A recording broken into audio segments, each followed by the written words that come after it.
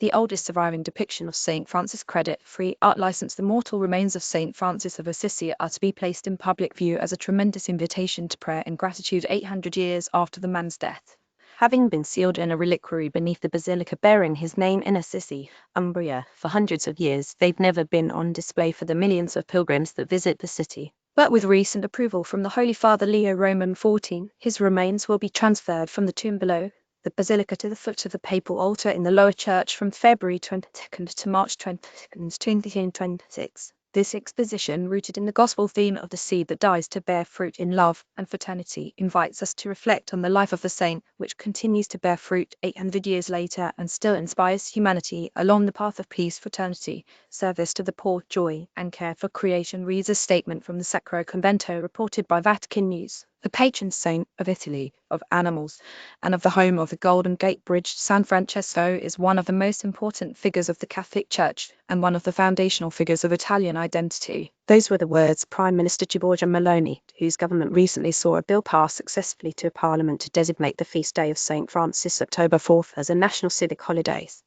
Born in the 1018 or and passing away in the 1226, St. Francis founded the Order of Friars Minor, one of the longest monastic orders in Catholicism. His monastic life was characterized with the unerring love and duty of care for all of God's creations, including animals, which of course isn't necessarily ordained by the covenant with God. Important theologians, including Augustine and St. Thomas Aquinas, reinforced the longest-standing position on animal welfare and ecology in Christianity that animals are part of God's creation but are not equal to man, and that in fact, man is called to subdue the earth, all that dwells upon it, and bring them under his dominion. But starting with St.